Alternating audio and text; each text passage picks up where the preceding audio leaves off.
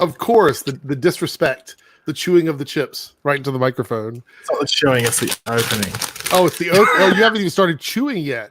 No, here we go. Oh, here we go. Hello, everybody. Hold Welcome on. to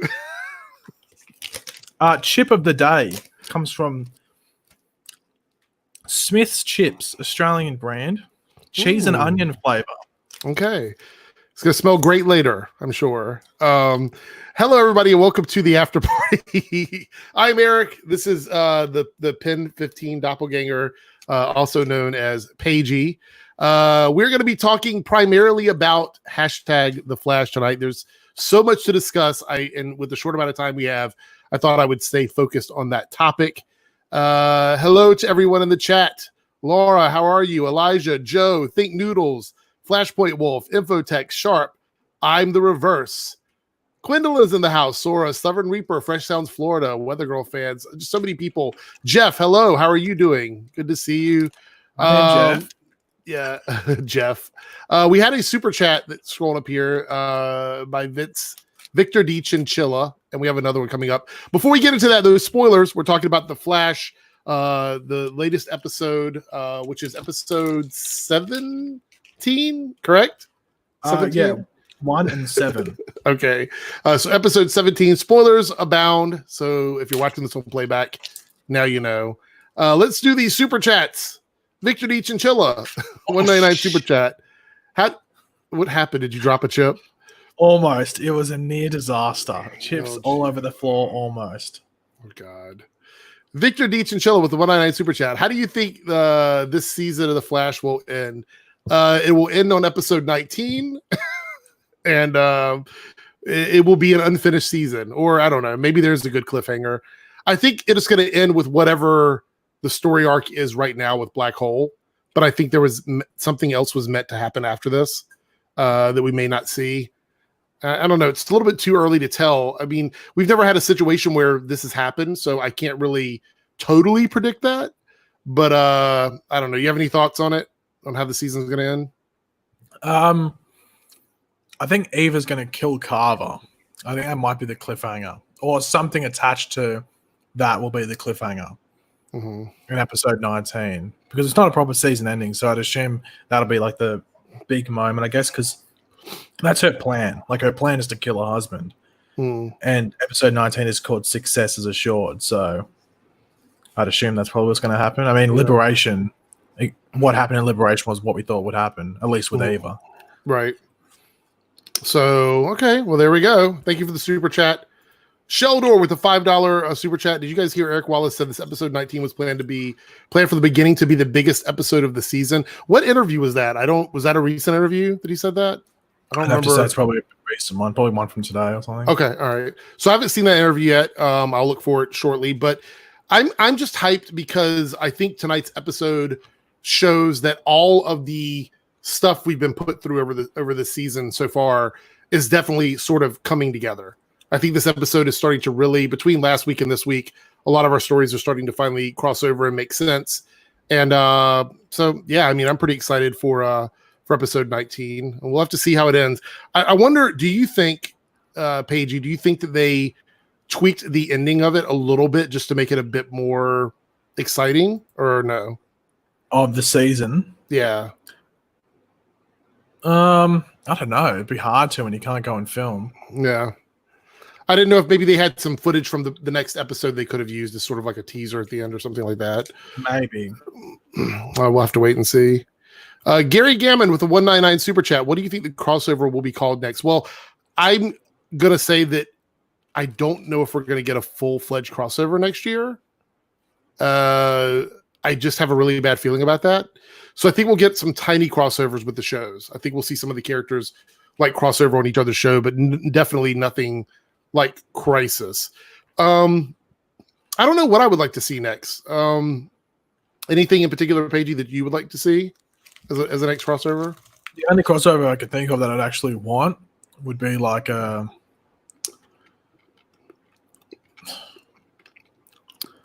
thing. A thing? Okay. We'll think on that one, Gary, but thank you so much for the super chat. Think Noodles became a member of Team Eric. Thank you so much. Actually, for the support. Think Noodle S. Oh, so it's a space. Think Noodle S. Okay. I think Noodle small. Okay. Okay. Well, thank you so much for supporting the channel. Let's make sure I didn't miss any more. Let's see. So with Mira Camilla destroying herself, shouldn't that have hurt the real version, if not Eva? I didn't even think of that. That's a good point. Because Eva made a point at the end of saying that they are connected. But Eva also wasn't hurt when Mira Iris was destroyed. So maybe it doesn't work that way for her? Any thoughts on that, Pagey? Well, Mira Iris died. She didn't die.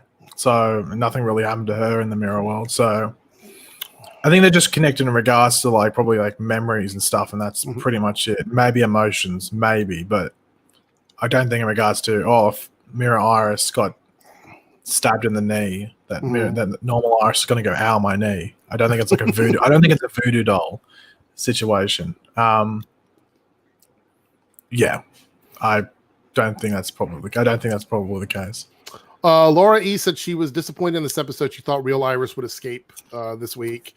I kind of thought she would too, but I'm not necessarily disappointed in the episode. Liberation, I always thought was for Eva. I always thought the title referred to Eva, and I had hoped that real Iris would get out. But I think there's a bigger story now with Iris and the other characters trapped in the mirror world. So I don't know. I wasn't too disappointed. Thank you for the comment. Oh, we got another super chat. Sheldor, $2. I'll leave on Flash, aka fastest chalker alive. You hear that, Pagey? I am the fastest chalker ever. You're the first and last chalker ever as well. I don't think anyone's copying the chalk. Oh, $2 super chat again. Just dropping in, guys. We'll watch Flash later. Okay. Well, thank you for the support. I'm trying to make sure I get. I have to say this. StreamYard, please give a feature to the streamers here for YouTube where we can click on our super chats on one section. Thank you so much. I am StreamYard. I'm listening.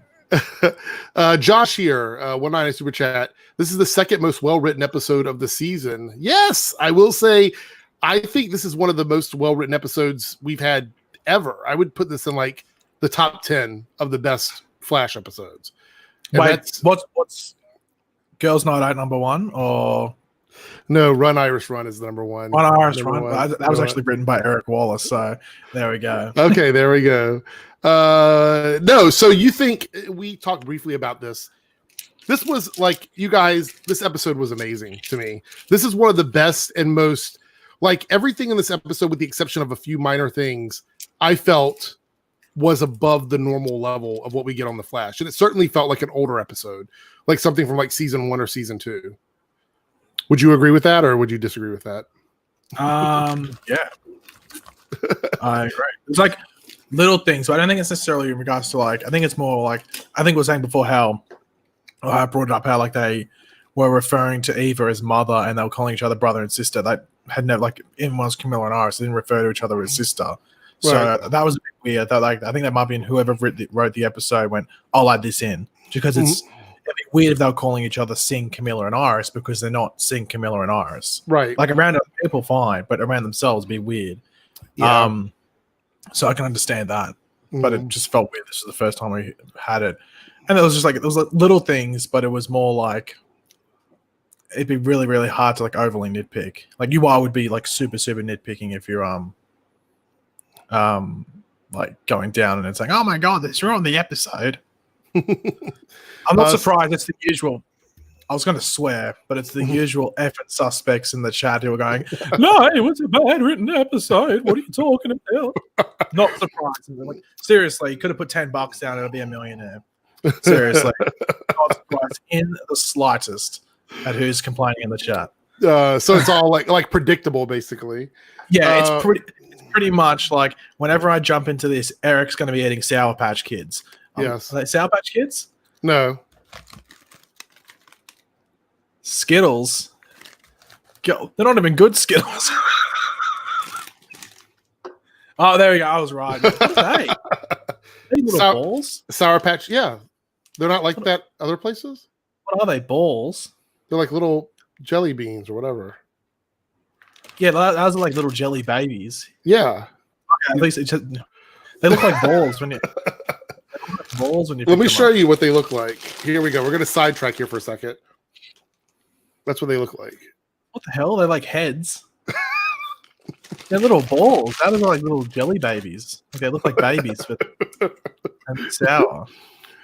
So Staggervore with the 199 super chat. This episode was shattering, pun intended. So I could tell leading into this episode that I just had really good feelings about it. And again, with the exception of just a couple things, I think they nailed it. And every complaint I've had about Iris this season, all of them, I feel like they're still valid because in the times they were happening, they were bothering me. But I think in this episode, dare I say it, L. Candace, no, not going in that direction. I think Candace Patton was absolutely amazing in this episode. I think she was amazing. I think she was the MVP this week. Grant did great, but Iris nailed it. And, it takes a lot for me to look back and go, you know what? Maybe it wasn't worth it. And say, okay, maybe it was, because I feel like this was a really strong episode for her. I just hope that we can get back to like her bringing that strength into the real world. And it's not just something that's happening in the mirror world. So for me, I thought this was a really strong Iris episode, if not the strongest one we've had in a really long time. Do you have any thoughts about Iris that you want to add? Well, firstly, L, but I think I was saying it to you before. I think it's the biggest issue with Iris is that she is fairly vanilla. Mm-hmm. But when Candace, I think, is given something like this where you can be complex and there's something different there, you get to see how good of an actress she is. I think everyone knows, comedy-wise, pretty bad. They shouldn't give her comedic stuff. It's like giving Felicity dramatic stuff. Right. It just doesn't work. Like Emily Blunt Rickards was a improv actor. That's literally what she was, improv. While Candace is like, she went to university and stuff and acting school. So she's dramatic. They're different. So don't make them do stuff that doesn't line up. Maybe test the waters, but obviously if someone's drowning, take him out of the water, please. So when they give Candace stuff like this, she goes really well. But obviously it's not real Iris. So that's the biggest issue. Well, when they go back to normal Iris, is it not going to be that good anymore? Because when she's really shined, it's when it's a bit different, when there's something going on. Because Iris as a character is fairly vanilla. There's nothing really. What's funny to me is this. What this reminds me of is this is like Earth 2 Iris in a way. Like everyone loved the Iris that wasn't the normal Iris. They loved the fact that this other Iris was a bit more spicy, like a bit more. She had something extra that they didn't give to the regular Iris. And towards the end here, Mirror Iris started to also get that same feeling where she's a bit more assertive, a bit more headstrong, and it made the character more dynamic. And they wouldn't give something like this to real Iris. And I'm not talking about her like hating Barry. It's just the whole demeanor of the character was different. And, I don't know. I really enjoyed it. And I have to say, the fight scene at the end, super beefy. I loved it. It was just a very full-on, like, hardcore fight. It was very much like that Terminator 2, like liquid metal stuff. And it looked really good on TV. And the way they were doing it with the shattered mirror pieces and all that, and her stabbing through it and stuff, I thought all of that was great. It's probably one of the best fight scenes we've had on the show in a while. And I really enjoyed it. So what did you think of the special effects and stuff in that scene? Did you also enjoy it, or how did you feel about it? In the fight between Barry and Iris, or Mirror Iris. Yeah, I thought it was really good. Like, even like the Terminator 2 arms looked really good. Just the mirror stuff, especially when like the roof mirror smashed and all the stuff was coming out and he was getting #stabbed multiple times. I thought it was really, really good. The one weird thing about that is that it was going like the mirror shards falling over top of Barry were moving in slow motion, but Mirror Iris was moving at normal speed and she was able to like stab him as the shards were falling and stuff. And I'm like, I don't know. That was a little weird because they were moving it. There was 2 different speeds. But they did say that they had increased speed and stuff earlier in the episode. Well, they did, but it didn't look like she was moving faster. It just looked like he was moving slower. So that kind of threw off the scene a little bit for me. But outside of that, I really love that scene, and I think it worked really well. I did say to you that mirrors aren't known for being durable. So the fact that he wasn't like able to, when he was hitting her back, she wasn't shattering or anything. I thought that was a little strange, but those are all small things. It doesn't really play into the bigger picture of the episode. And when I have to reach that far for a nitpick, it's usually not really worth it. So I'll just back off from that and say it is what it is. But yeah, I did not appreciate every element of that. So a quick question for the chat. Mm-hmm. There was a debate going on about the Sour Patch Kids. So let me know your favorite candy in the chat. I'm curious. In Australia, we call them lollies. People find that weird. We call them lollies. Oh, okay. But I have to say candy. Gary Gammon with a 199 super chat. Did you expect Ramsey to be in this episode? I didn't know he was in this episode. Did you know he's in this episode? I thought he might come back into play this season, but not in that way. I didn't think he'd be connected to Eva's plan at all. Didn't think that would happen at all. So this was one of the concerns we had when we talked about this earlier. There's not a lot of episodes left, obviously, in the season. And his story seems like it's setting up for something.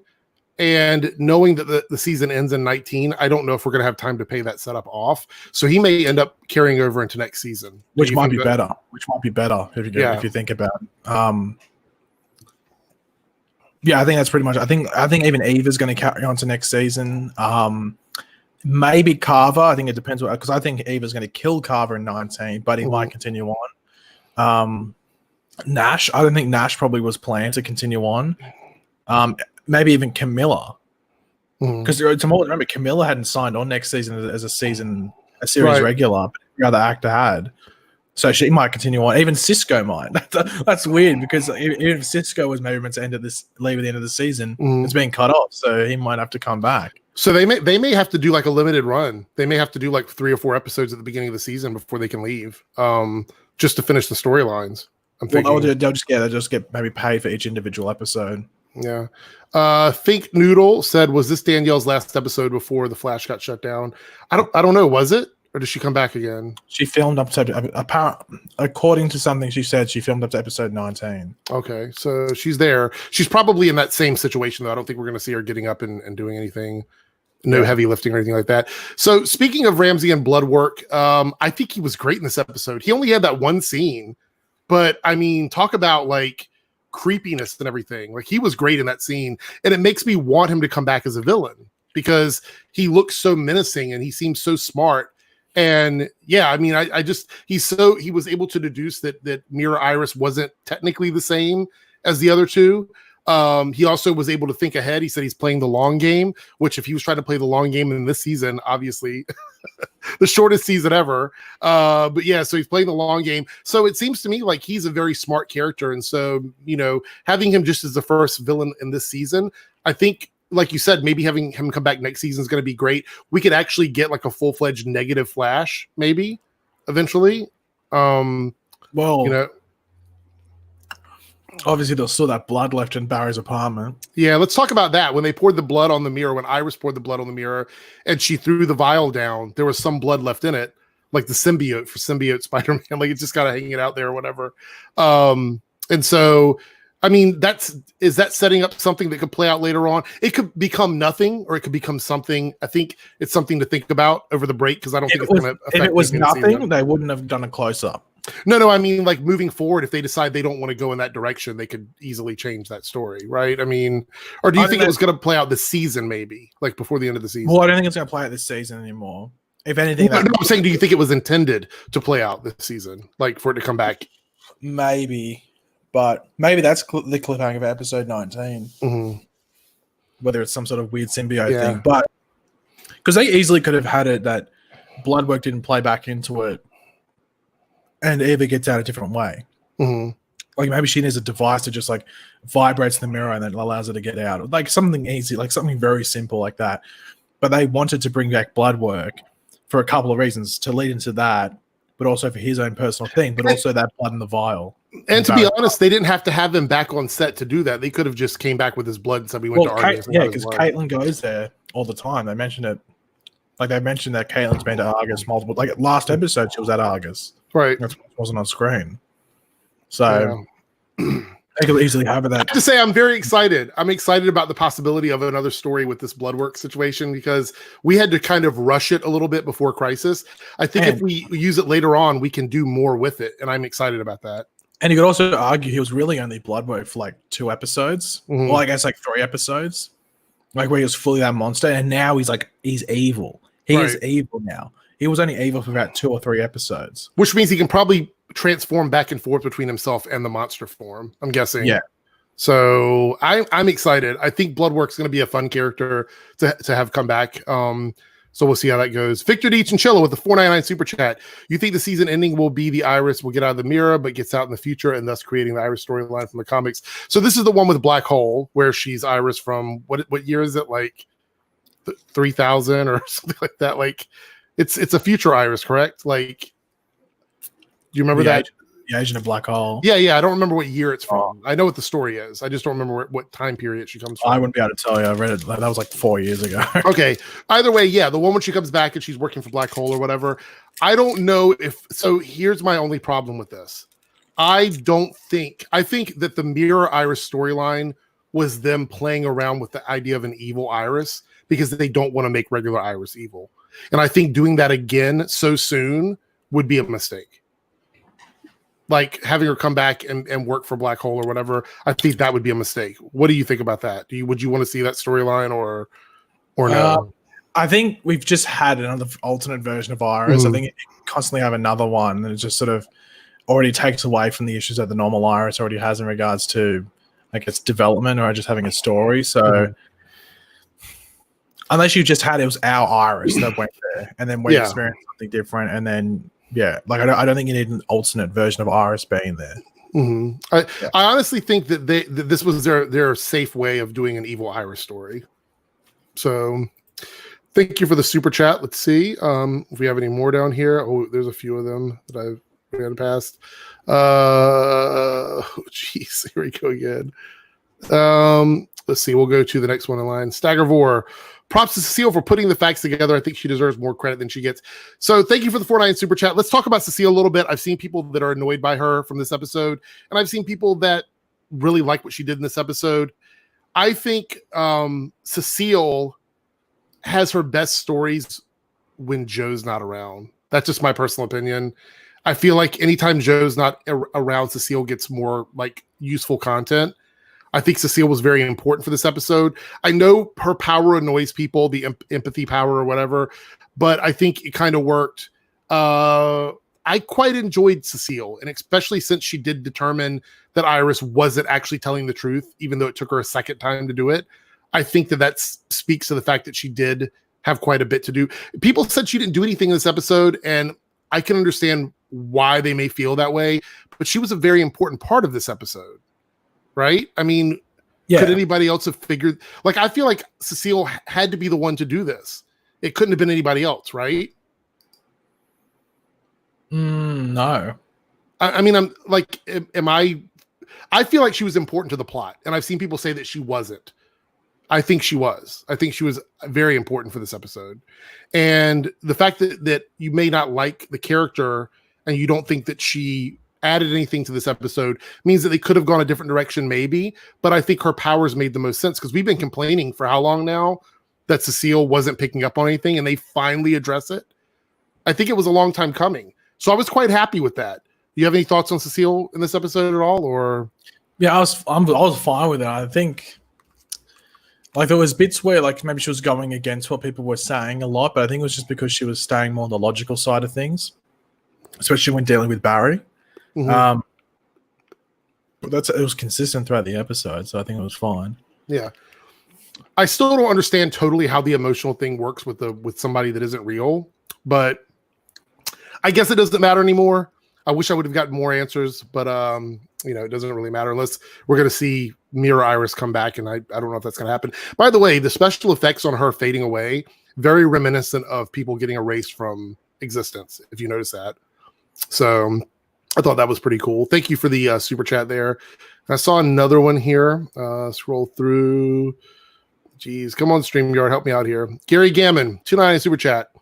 Are we ever going to see the original Barry Allen? Okay, so this question again, I don't think there is no original version of Barry. I don't think, in the sense that you guys think that there's an original version. There's always changes. Ever since he's been the Flash, there's been changes. Just because we didn't see the Barry Allen from the quote-unquote original timeline, we don't even know if that was the original timeline. That could have been the 50th timeline, and we started watching in 51. Yeah, because it's important to remember that Barry Allen probably time traveled. Mm-hmm. So that would mean that the Barry Allen that we saw in that thing would have been another timeline version. He would have jumped a timeline. So that wouldn't be the original timeline for Barry. You'd probably never see it. Right. So who knows, with like Crisis and stuff, like, are we with the original timeline Barry now? Yeah. So a lot of people ask about the original Barry. I understand the fascination with it, but I don't think the show even cares about that. No. Like, I don't think they're ever going to do it. I don't even know if there's a point doing it, unless maybe that Barry inevitably becomes the bolt that strikes all the other Barry Allens, like the lightning bolt or something. But then again, we may not see that until the final season. So Laura here. What if blood work is connected to the Reverse Flash? Ooh, Pagey, we talked about this a little bit. Yeah, you were shocking while I was talking about it. Yeah. It was a weird conversation because of that. Yeah. But I was saying that obviously Reverse Flash is meant to be a cliffhanger, and obviously he's looking for a new host. Is there potential that blood work is that new host? Mm-hmm. Because maybe he needs someone with like at least maybe like a certain power level. And imagine that'd be quite scary. Yeah, imagine Reverse Flash with blood works like blood. That would be just even his powers to be able to like take and like stuff from people and get more powerful and stuff. It would be pretty much like Speedster Vampire. Yeah, that's true. I'd be okay with that. That would be pretty. I don't think Tate Flash would. I think they'd be like, "Oh, this is very scary." Yeah. So, and then the effects department would be like, "Oh, this is very scary as well." So let's talk a little bit. We're coming up on the half-hour mark. I want to cover this before I forget about it because it was the very beginning of the episode. We're trying to create a new Speed Force. Ooh. They are trying to use, Eobard Thawne's notes to create this and make it happen. Ooh. And they fire the machine up, and nothing. It ends up not working. So, what are your theories on this? I know you've already done your review video, but give us like a short snippet of like why do you think it's not going to work? Do you think we're going to end up getting like another big, huge like storm that gives him his powers, or is he going to do it through the power of love? Like, how do you think this is going to play out? They are going to hashtag dab on the current Pen 15 doppelganger and hashtag use his artificial speed to hashtag launch that new Speed Force that's made from artificial speed. Then hashtag Godspeed is the birth of the new Speed Force. And then hashtag something might happen with Godspeed as well, but then hashtag that's probably what's going to happen, and that's why Godspeed's the next episode. Okay, so that is your final theory. Well, I wouldn't say final, but it's a theory. Okay, Elijah, any Batwoman or Legends tonight? Well, I'm pretty sure Pagey has not watched either of those. I've watched Batwoman. Haven't watched Legends though. Okay, so if you want to ask questions about, and I've seen part of Batwoman and all of Legends, so with our powers combined, we could answer questions. So if you have questions about those shows, I mean, feel free to drop them. I'm not going to divert from this because I think that everybody really was interested in the Flash tonight, so I kind of want to focus on that. But if you have any questions regarding those shows, be glad to drop them in there. If I see something, I will. You're cycling through your photos here. Adam with a 199 super chat. Do you think blood work will connect to Red Death? I don't think Red Death is even, like if you would have asked me like 3 or 4 episodes in, I thought maybe we could possibly see Red Death. I don't think we're going to see anything connected to Red Death in this season. Well, what about hashtag bloodwork X Reverse Flash equals hashtag Red Death? That could be a possibility. Yes. It would make sense, I guess. It would, but I don't think it's going to happen this season. So if it does happen, I think it'll be season 9. We'll say season 9, maybe. No, next season probably. It'll probably happen next season. So chalk away. I'll be chalking down the street. So let's talk a little bit about the whole black hole organization and what this could mean for them. So now Eva's out, as we saw at the end of the episode, and she seems free to roam around I guess. So I was under the impression that she could only get out while Bloodworks blood was applied to the mirror itself, that was the only one she could move back and forth in, but it seems that now she can move freely through any mirror. And so I was a little bit confused. So now she can move through reflective surfaces, but is she traveling in and out of the mirror dimension? Is she just moving from like one thing to another? Like, how do you think this is going to work? Do you think she's going to be able to just, because she seems very OP if she can like just move through reflective surfaces? Like, that seems pretty powerful to me. So do you think there's going to be any limitations on that? Or do you think she's literally going to be just that's what she can do? And I'd prefer if that's what it was, because that's what it is. Yeah. But I mean, do you think it's because of Bloodworks blood? Do you think I don't understand how the powers actually work now compared to what they were before.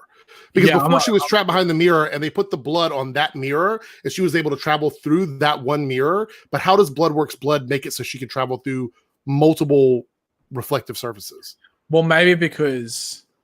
Well, I don't know, because she travels through the main mirror into that little single mirror. Mm-hmm. So you think maybe it's a bit different. You think like they could have made it that she would have traveled through that and then appeared out of the normal McCulloch Technologies mirror. Like the exact That's what I was thinking. Yeah, that's what I was thinking was going to happen. So the only thing I can think of is that just that process allowed her that she could travel through any mirror. Okay. So just the process through the blood work thing made it so that she's now free completely. It's just some comic book shit. Okay. There's the yeah. I mean, that's kind of what I was getting at, because I didn't understand that usually they do some sort of weird TV science to it, but there really wasn't any with this. Well, there could be some explanation next week. Like, I don't know if they get it time to. Who knows if there was meant to be explained in episode 21 or something, but there could be. But I think that's what Mirror Master is in the comics, so they probably just wanted to get to that rather than just this explanation or attempted explanation. Okay. So it's just some comic book ish. Okay. Yeah, I'd just say it's some comic book crap. All right. So Canada Graphs here has the one thing from Batwoman that I do know about, and you probably saw it since you've already seen Batwoman. What do you think of the Joker comment at the end of the episode? I couldn't really care because Batman's killed the Joker in multiple things as well. So people are only freaking out about it because it's Batwoman. Let's be completely honest. Okay. That's pretty much the way to explain it. People are just blowing up because it's a Batwoman or because it's an Arrowverse show. It's one of the two. Right. That's why people are blowing up about it, because Batman's killed the Joker in multiple things. Mm-hmm. So you're thinking that this particular one is only polarizing because it's not a Batman show or because it's someone else, because it's not a Batman. Yeah, I guess mainly because it's a Batman show. And also because it's not really given a detail. It just says that he just killed the Joker. Right. Like, what was it, 5 or 6 years ago? I think like just before he left. Well, I mean, if you think about it, they're not going to use the Joker on the TV show anyway. So what difference does it make? I mean, the Joker was never going to be on Batwoman ever. So the fact that he killed the Joker or didn't kill the Joker doesn't really matter. The character's never going to make an appearance. So at least now they don't have to explain why he's not in Gotham. So there you go. Quindolin with the $1.99 super chat. Any thoughts on the new villains minus Black Hole? So are we talking about just like the individual villains like Sunshine? Is that what we're talking about here? Or are we I'm confused. Maybe I think new villains for next season, maybe. Okay. So any thoughts on new? Okay, got it. Sorry, Gwendolyn. I guess I think that's what she might be saying. Okay, so if that is what you're talking about, then I would love to see a variation of the, like we were talking earlier about a Black Bloodwork and Reverse Flash, maybe a Red Death type story. I would love to just see Bloodwork back anyway. As far as new villains, since we're retreading like older villains, with characters that we've seen before that we could possibly get like to come back with, as a new character on the show instead of their old versions. I would love to see a revamped like Weather Wizard character, not the Weather Witch, but a revamped Weather Wizard, someone new who's different to come back or something along those lines. Is there any character you would like to see, like a new villain for next season, come back or something along those lines? I wouldn't want the main villain for next season to be a returning one. I'd want it to be a new one. Okay. I don't know who they could use, to be completely honest. Like, I've been campaigning for Cobalt Blue to be in there since season 2, just because it's such an easy villain. I don't want to say easy, because it'd still be a really interesting story.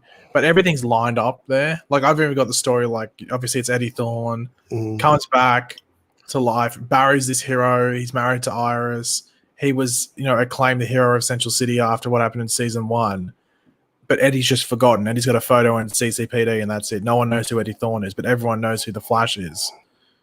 You know what I mean? And Barry's living his life pretty much. This hero, married to Iris, everything like that. And he comes back with all this negative emotion. And he's like, well, you know what? Hashtag F Barry Allen. Hashtag F the Flash. I'm going to go after you. Such an easy storyline. And then he can just pretty much, I think it might have actually been a better season to maybe have Nora Allen in there from the future or something like that, because that's another family member. But pretty much Cobalt Blue just goes after Barry's loved ones. People that he cares about. So easy. And it makes sense. Yeah, it makes sense. So, yeah.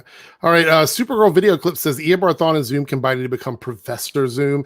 I would love, and I know you just said you wouldn't want to see people come back, but going back, and I've watched season 2 for like the 5th time now, Zoom was such a good villain. He was so good. If you brought him back, you would have big shoes to fill, because it's like bringing back any like great villain. Like if you brought back Deathstroke, or you brought back Prometheus, or any of these characters that were great villains in the past, and you bring them back, they have to live up to it. Would you want to see a combo of Zoom and Eobard? Because they are very different evil speedsters. Like they couldn't be more different. They're very different.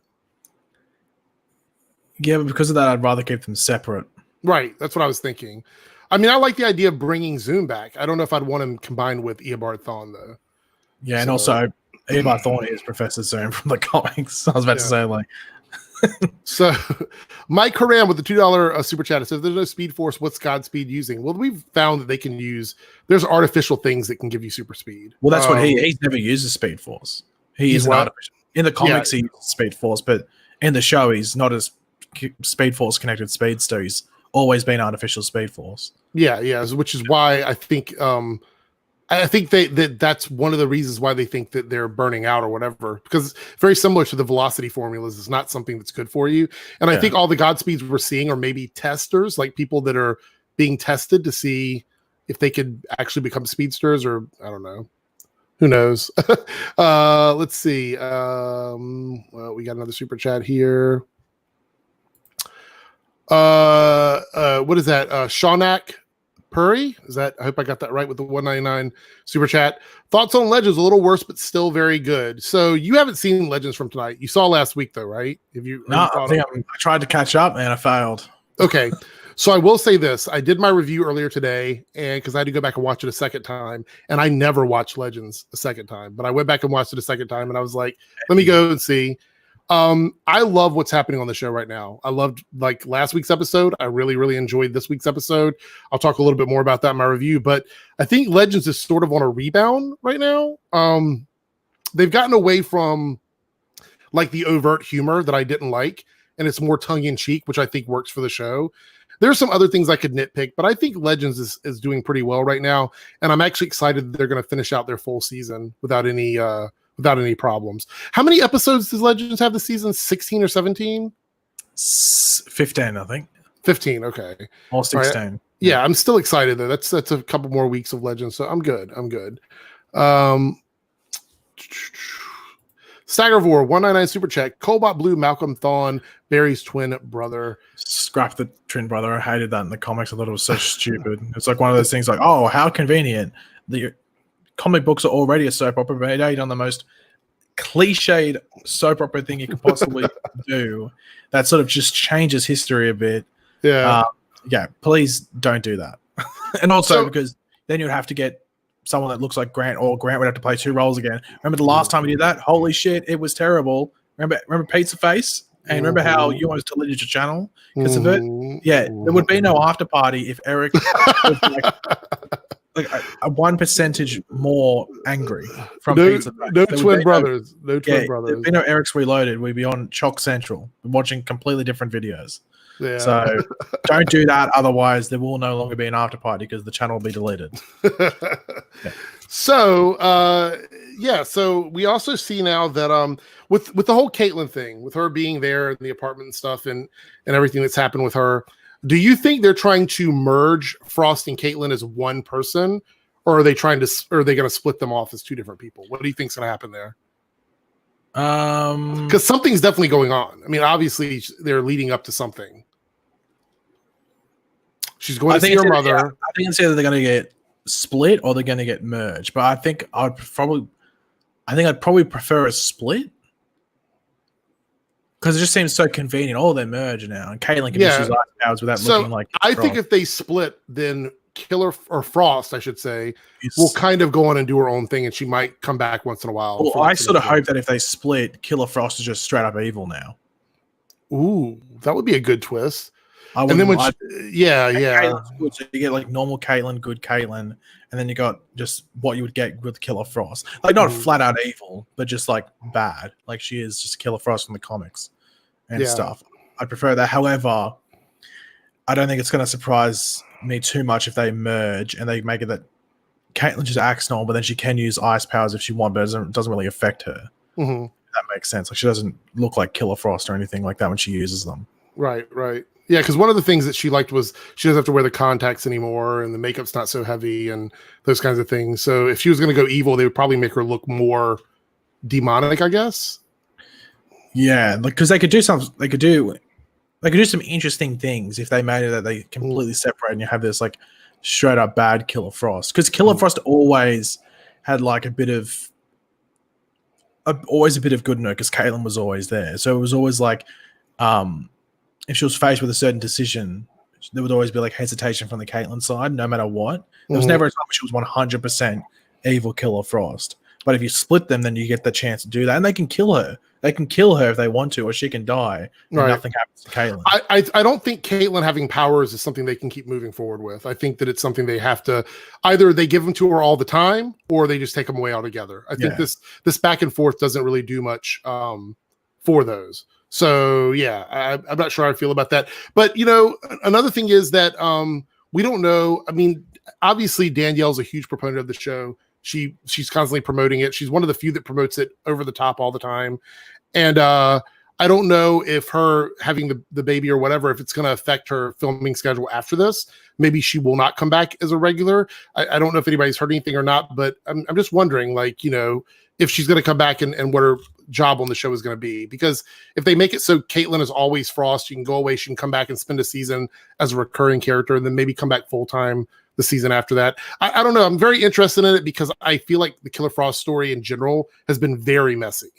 So it wouldn't surprise me too much if like she just moved up to Vancouver, like for that entire time that they're filming The Flash. Like if they get that break over Christmas, of course she'd go back to LA or wherever wherever family would be situated. But it wouldn't surprise me if she is if she moves to Vancouver, because I think it might have been Brandon Routh did that. Because even when his wife wasn't working, I think they all moved up to Vancouver, and were there whenever they were filming. He didn't really. Hopefully, it wasn't recently. No. I think it was back when he first got cast on Arrow. Okay. I think he said in the Michael Rosenbaum podcast. I think it was. Okay. He just pretty much did a whole thing, and so they didn't have to constantly travel. I think even Katie Cassidy did it. Like they just, and she didn't have a family or anything like that. Right. So Gary Gammon with the 99-cent super chat with no question. So thank you for supporting the channel. If there was going to be a question there, let me know, because I didn't see anything or I don't see anything. Fresh Sounds Florida, the $5 super chat. This is directed towards you. I enjoy your live streams every Tuesday. I respect your opinions on The Flash. Not a fan of Pagey being condescending on different opinions, I guess, of the show is what that's supposed to be. So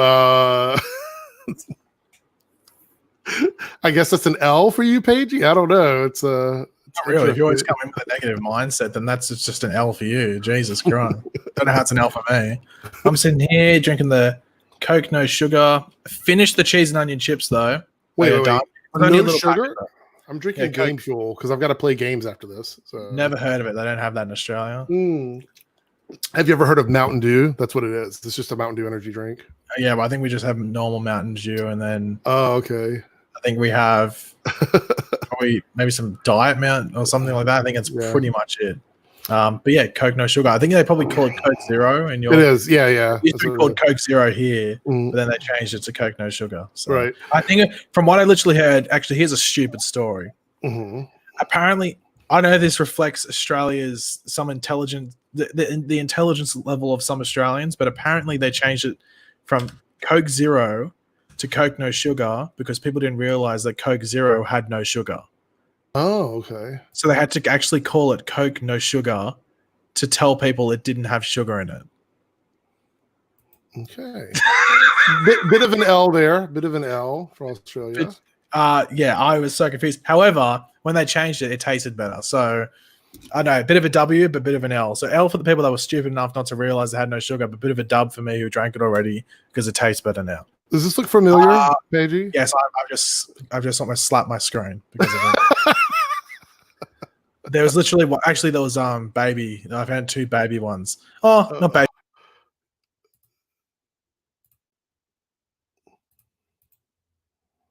What happened? You kicked me out. No. It didn't. It's like you had 2 baby ones. Go ahead. Finish what you're saying. Yeah, there was 2 baby huntsman spiders. Not one was sort of a baby, and one was a bit bigger, like medium. I was like, "What happened? You popped." Yeah, down I was sitting here going like, "Hold on, what's happening here?" Because I couldn't hear you either. I was like, "Oh, I got kicked out." Oh, geez. Everybody was freaking out over the spider image. I should have put a disclaimer up. Let's see. Quindolin. You said you had an Eric Wallace question. Hold on. I'm trying to get caught up here. I'm going crazy at the moment. Eric pulled a mirror iris and kicked Pagey out. I did. Okay. So Gary Gammon, I guess that was supposed to be the super chat. He says, "You watch every Arrowverse show?" Because I watch every Arrowverse show except Supergirl. I currently watch all of them. What about you, Paige? Are you like regularly watching everything? Well, you're not caught up on Legends, so there's that. I'm not caught up on Supergirl. I'm caught up on Batwoman. Caught up on Flash, and 3 episodes ahead on Stargirl. #dab. #bit of a flex. Quindolin, ask your question again. I don't see the super chat. Thank you for the super chat, but it's not showing up on my list. So just ask it again in the regular chat, and I will. I'll pop it up here. Think Noodle with a $2 super chat. Thoughts on the movie schedule 21 to 22? Too many, in my opinion. I think it's weird. I know this is kind of straying like out of the Flash topic, but I will say this. I think there's like maybe 24 comic book movies coming out in like a 1-year period or something. It's crazy. There's a lot of movies. Are you going to be able to see everything? I mean, I feel like this is going to hurt the industry because they space those movies out so they can make money. There's like the way they have them now, there's going to be like, they're going to get like a 2-week period to make money and then that's it.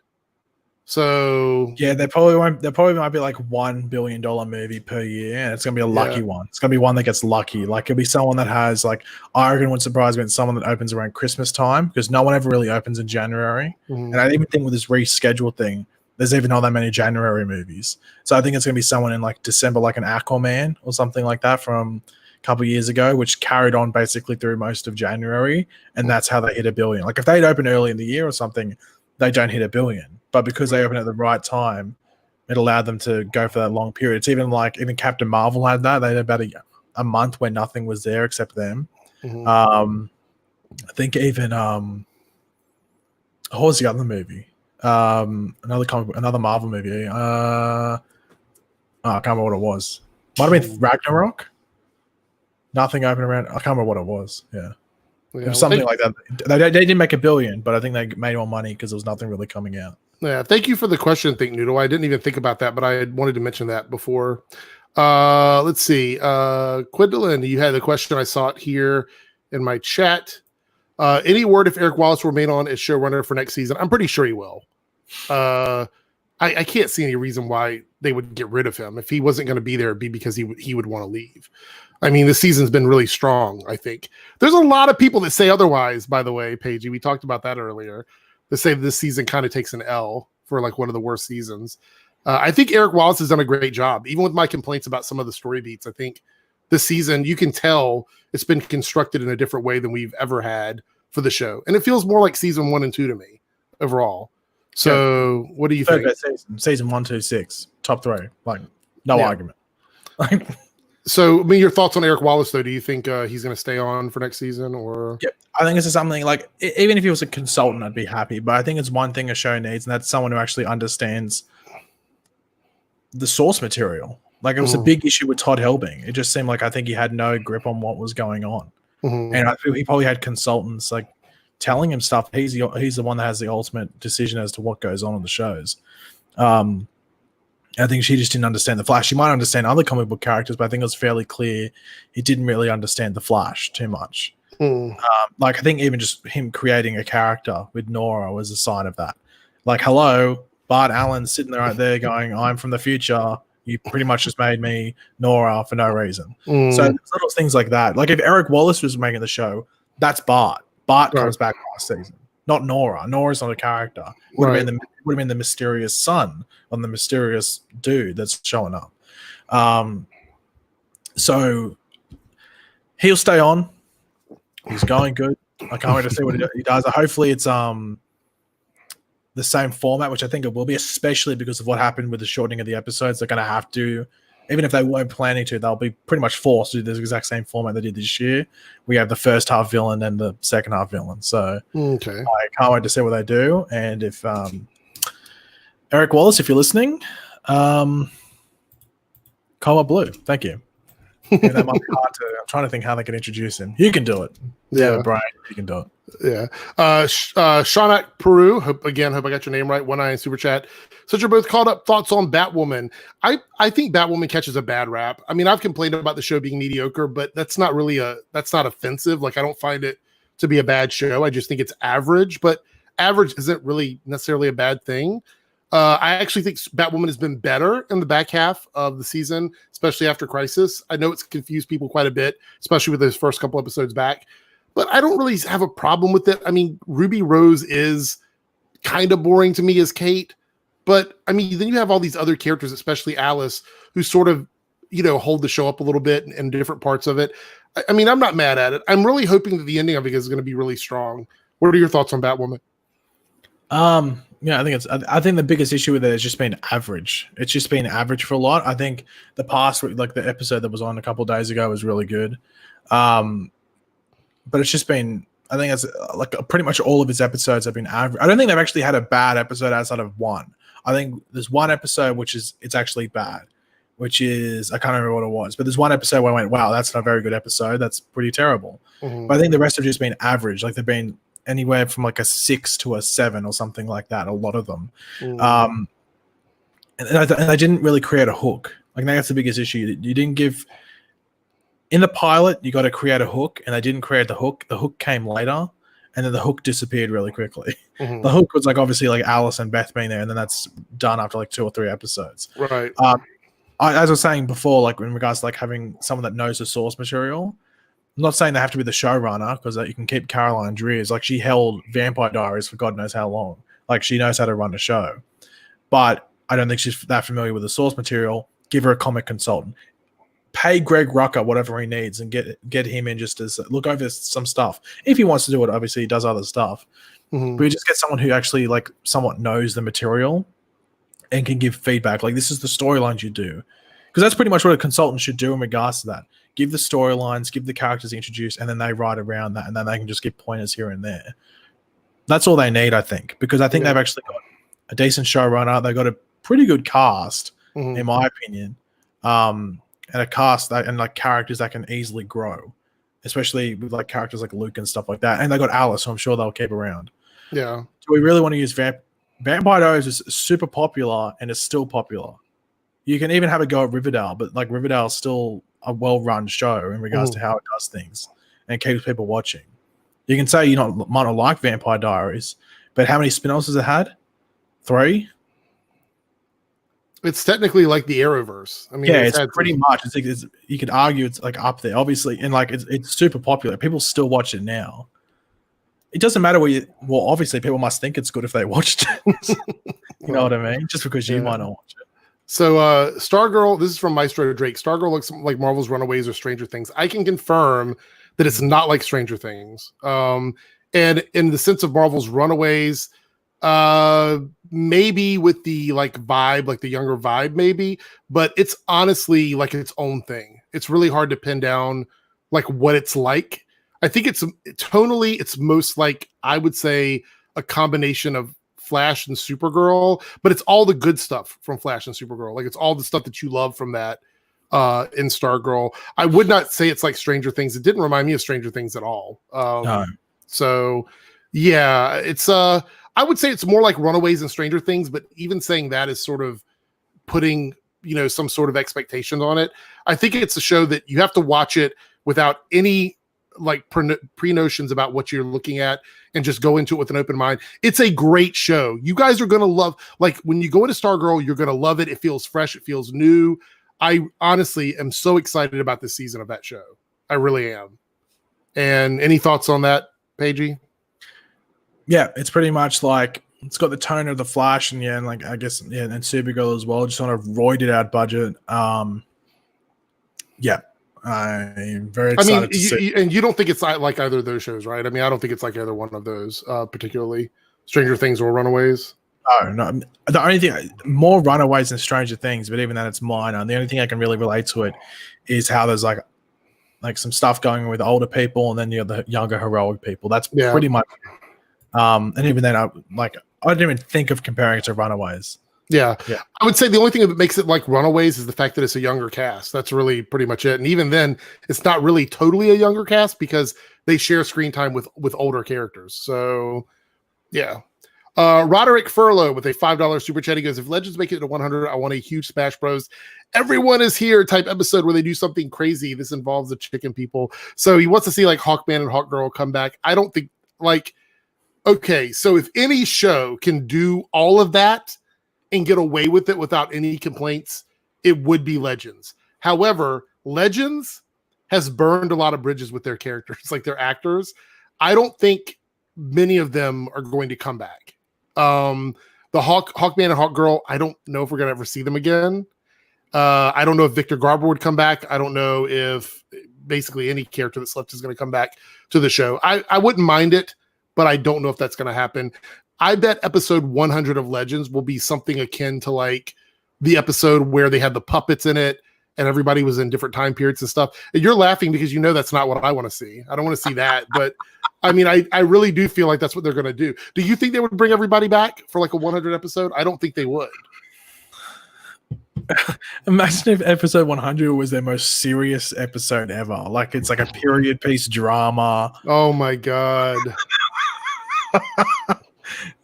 Oh, they should have it. Or it's just oh God. You know how many people you and I could see? Mm-hmm. And I really don't know if I want to see it. Some people might love it, but it's like a "this is your life" thing. Mm-hmm. But they're on the Wave Rider, and just someone comes and interviews the thing, and it's like a "this is your life" thing. You would love that. You would love a show like that. That would be one of your favorite episodes. You'd love it. Yeah, I'm sure I would. Thank you for the super chat. Something I could 100% see. Like Bebo is the host or something, but it's not like Bebo is a puppet. It's like a life-sized Bebo. Okay, like weird costume. Or like a mascot Bebo, basically. Like a humanoid Bebo. Yeah, that would be weird. No, I would not like that. Come on now, don't put that energy in the world. Nate is Steel the entire episode. Let's not think about that. I'm putting that out of my mind. Let's move on to this next question. Thank you for the super chat, Roderick. Laura says, when is Barry's speed going to run out? I'm going to say he's pretty much like after healing in this episode, he's probably running on empty now. I think it'll officially run out next episode, but the artificial speed for all the new Speed Force will go made at the end of it. Right. So probably. Yeah, most likely. I would say you're right. Stagger Vor, 499 super chat. Would you like to see Start return or a new character take on Captain Cold Mantle? No, I would not like to see anybody take on the Captain Cold Mantle, specifically because I think Snart is a character that is very much beloved by the Arrowverse fandom. And I think if you bring back Captain Cold, it would have to be such a completely different twist on that character that you don't even think about Snart. Because if I saw someone else playing Captain Cold, I would immediately go, well, Snart was a million times better. Would you like to see another Captain Cold, Pagey, or no? No, just if you want to use it, try and get him back, I guess. Yeah. I wouldn't mind seeing him come back as himself in like a different version of Captain Cold. But what if Wentworth Miller came back as Wentworth Miller in an episode? You mean like how they did the supernatural thing in Legends? Hold on. What if it was Wentworth Miller back as a Wentworth Miller auditioning for Leonard Snart? So he comes dressed as Captain Cold, but he was actually on his way to an audition for The Flash. So they're there in 2014, him auditioning for The Flash show, dressed as Leonard Snart, just as Captain Cold. That would be the episode you would want. Okay. Laura here with a question. What are your thoughts on Luke's dad being killed over a book? Talking about Lucius Fox, I guess. You have any thoughts on that? Any particular opinions about that? You usually get killed over a book you like charge, so it's sort of like an accidental thing. Wasn't that was it, wasn't it? Mm-hmm. Yeah, I believe so. Yeah, I don't know. I'm actually really interested in Lucius's story. I want to see where it goes. Well, I'm intrigued by this journal because it makes me think that's where he's going to get his Batwing stuff from. That would be cool. I mean, the implications of him becoming Batwing eventually are there, but I don't. Do you think that would fit tonally with the show, or do you think it's going to be a toned down version of Batwing, like not a full on like comic book version? What if Batwing is a drone? Like he sits in the Bat Cave and pilots a drone around, and that's Batwing. That would be terrible, but I don't know because it's sort of like, well, it's been said. I don't think it's ever been confirmed, but it's been said that both Batwoman and Superman and Lois have higher budgets heading into next season because their affiliation with HBO Max. Like I don't know about Batwoman's budget this season, but even then, Batwoman's got, you can tell by looking at it, it's got a bigger budget than like Flash and stuff like that. Just because of all the city, like larger sets they're able to do. Right. So it wouldn't surprise me if they use that budget to maybe get them a good suit. Because it's really just about getting it done initially, and then I guess like maintaining it. But they could make it that, like, you know, Luke getting that off his back, if you want to call it, and everything around his dad, and sort of like, I guess, like closing the book on it per se, allows him to move on and do better, bigger and greater things, bigger and better things. So I don't know. I think I'm all for it. I wouldn't mind seeing it. It'd be good for me. The issue is, I think they still need to do some more stuff with. Is this a hot take from Packs Up? Ruby Rose is very average, but the main character should not be average. Is that a hot take, or is that legit? Well, it's just average is Kate, but anyone can grow into a role. It's important to remember Stephen Amell wasn't really highly like praised for his role as Oliver Queen in season 1. When he was Green Arrow, he was like, yeah, he was very good. When he was Oliver Queen, no one was saying, oh, Emmy Award. But by the end, you love him as Oliver Queen. You love him as Oliver Queen more than he is Green Arrow by the end of the series. So anyone can grow into a role. The issue is that Australian accent still comes out. It came out this week. Yeah. Which is talking to Mary, I think it was. I was like, you literally just said a whole sentence. They should have just made her Australian from the beginning. I mean, that would have made the most sense. Easily. Her dad was in the military. Make it that she lived in Australia when she was young and got an Australian accent. Not that hard. And then it makes complete sense. Like they've got like, well, I know Alfred Pennyworth is from England, but they got his granddaughter, his niece, or whatever it is, Julia, whatever it is, and she's got the British accent. I don't even know if she's British, the actress. I'd assume she is. Otherwise, that'd be annoying having to do a British accent. You probably want to beat yourself over the head having to do it all day. But so staying on the Batwoman trend, it says Arrow and Flash had such a strong opening in their first 2 seasons. Batwoman is just meh. Well, but that, you know what that means. It can only go up, right? I prefer it to go up and go down. Yeah, no, I agree with that.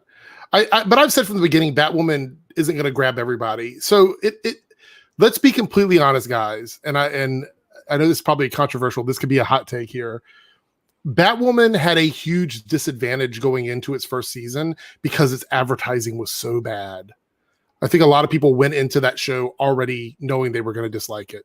And another thing, it's also going into its first season. We have a show like Arrow going into its 8th, Flash into its 6th, Supergirl and Legends into their 5th, and it's meant to be in the same universe. So they can't do the simple things like Arrow did, where Arrow kept it very grounded and stuff like that. Like Batwoman's got to contend with Arrow dealing with the crisis, Supergirl dealing with whatever the eyeball lenses, Flash dealing with whatever it's dealing with, Legends with time travel.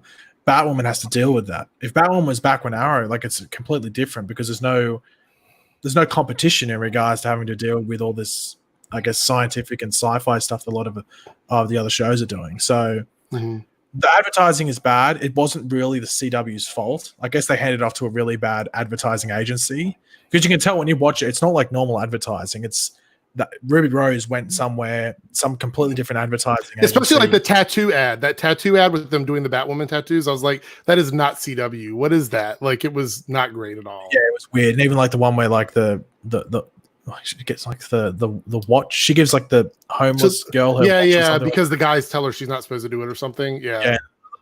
And there was another one. I think it's her on a bike or something like that. Or maybe that was the same one. She gets off the bike and gives the watch.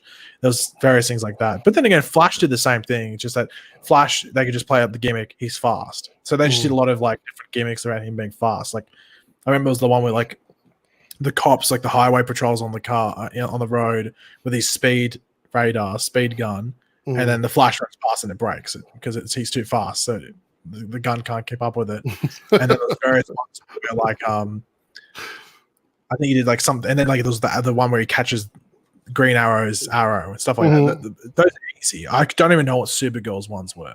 I don't know Supergirl was on a different network. But the only ones I can remember right now are Flash and Batwoman. So Elizabeth Moore confirmed that Julia Alfred's daughter, the actress, is British. So thank God, because I would have been praying for every night if she had to do that accent. Quentin goes, I agree with you, Pagey. Stephen Amell's acting wasn't the greatest in the first couple episodes, but he grew in the role and made it work for him. Would you agree with that? Do you think that's what happened with him? I still think by the end of the first season, not everyone was super on board with him. As him as Oliver Queen. I think people liked him as like the hood, I guess you could say, or the arrow, whatever you want to call it back then. I liked him really after those first couple of episodes. Like the pilot's a bit dodgy, but like once you get to the end, like I think everyone's going, no, like crying when like Tommy's crying and Tommy's dying, was crying and stuff like that. Yeah. I don't know. We don't know. Like, Jesus Christ. Was that a huntsman spider? Weird boy shaking his head and skittling crap out of me. Yeah, I think because I think Ruby's fine. I think she's actually very good as Batwoman. I think she's a very good Batwoman. She looks like Batwoman. Like in the suit, she looks great. I think. Yeah, I think like you can understand why she was cast. But I think she was cast to play Batwoman. She wasn't cast to play Kate. I think it's probably one of the issues they made with the casting. But when you probably look at all the other things, like when Grant auditioned, he would have been cast as Barry Allen. He wasn't cast as the Flash; he was cast as Barry Allen.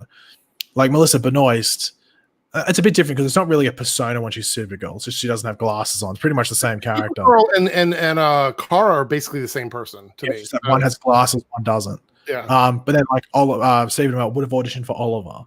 He probably didn't. He auditioned as Oliver Queen. And then that's pretty much the rest of the characters and stuff like that. So it's probably one of the big areas they made. I'm intrigued to see who else auditioned for it, because you hear the stories about who else auditioned for the roles and stuff, but I haven't heard anything about who else auditioned for Batwoman.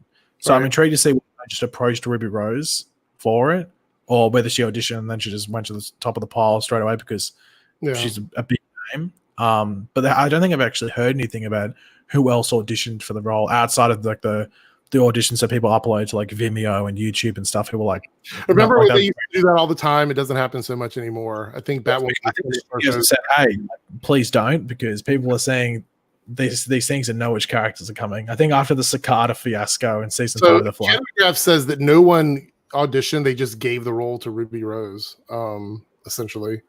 Yeah, I think they technically did open auditions, but I think once she, like, I guess, said yes, I think I was like, oh, well, close the doors, burn the rest of the audition tapes, because, I want to see Chris Klein's audition for Cicada.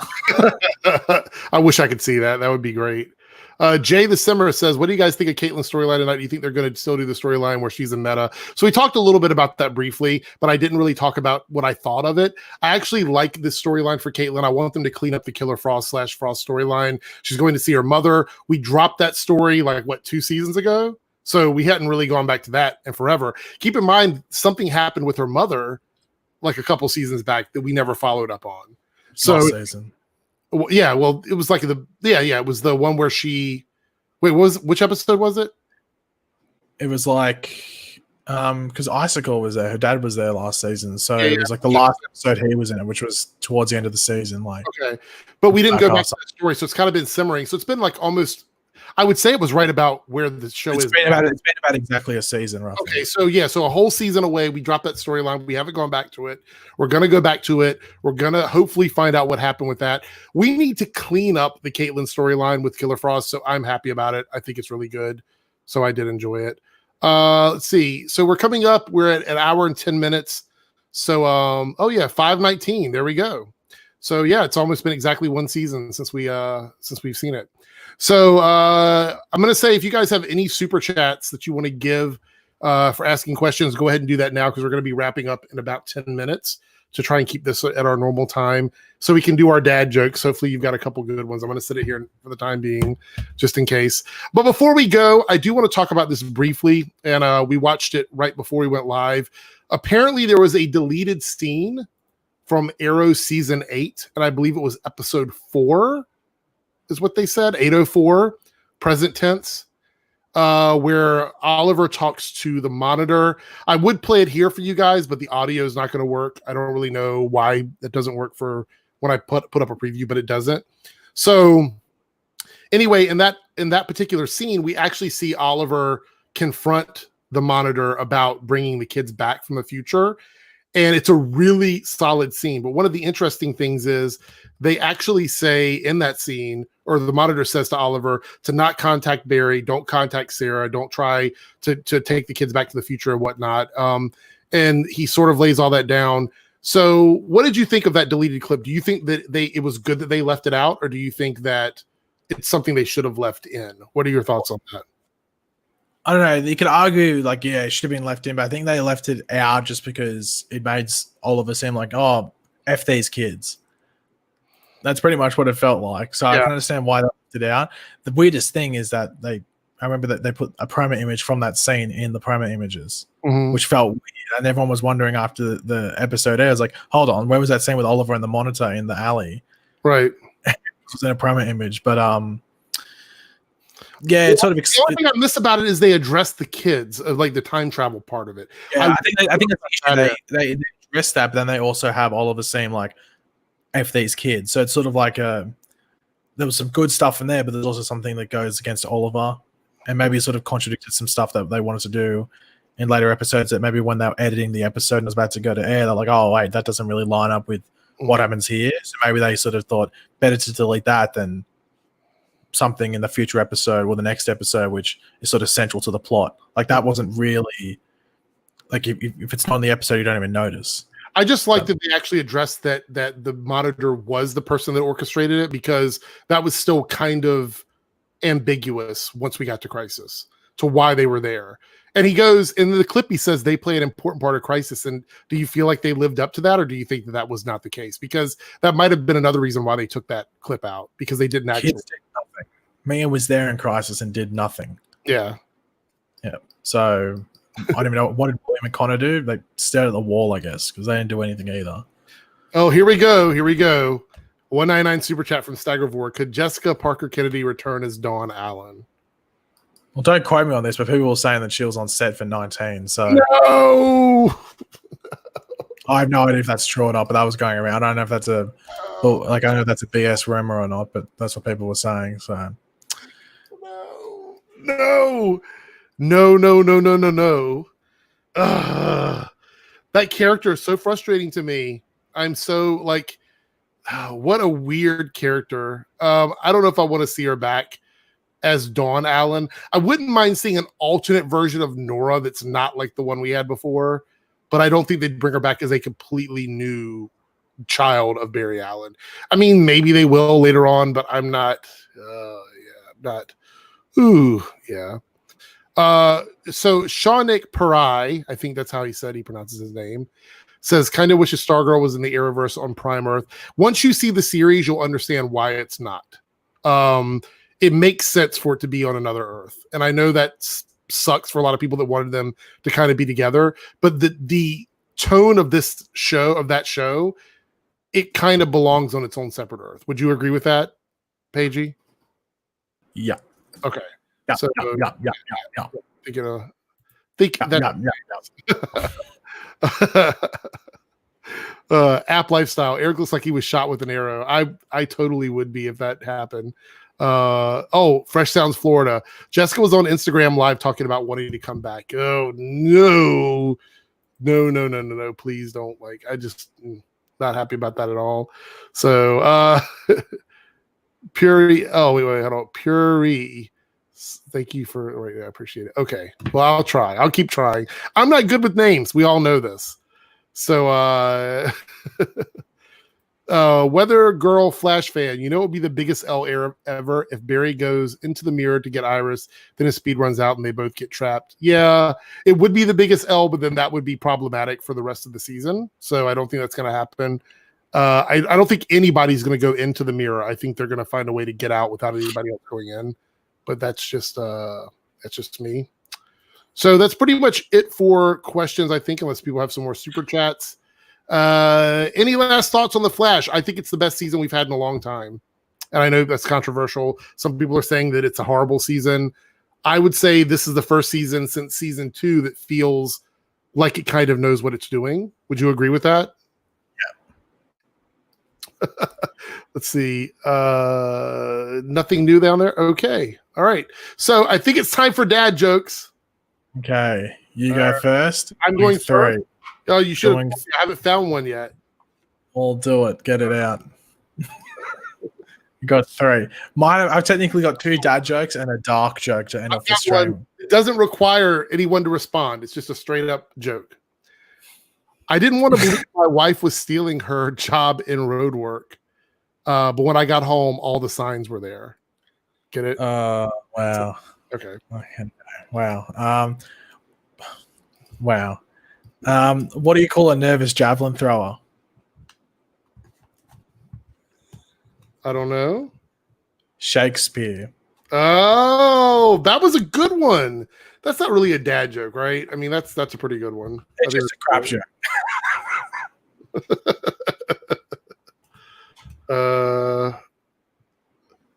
Oh no, that one doesn't sound good. Oh, here, this is a good one.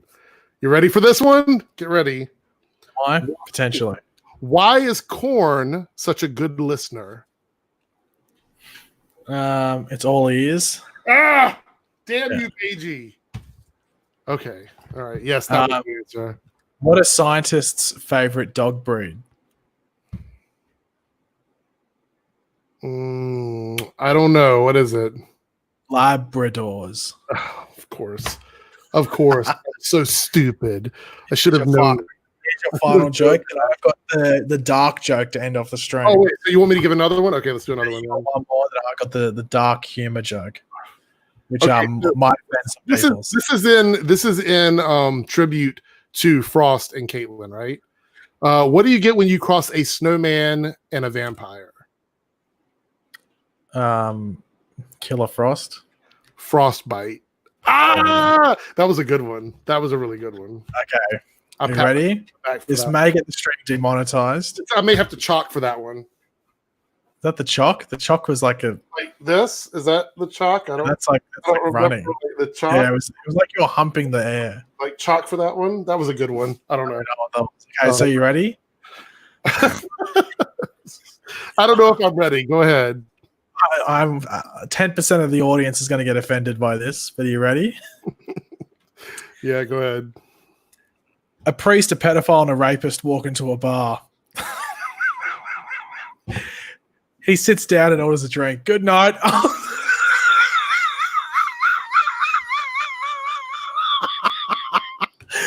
Oh, good night, everyone. Hopefully, all have a good night. Yeah, I think Eric's rage quit.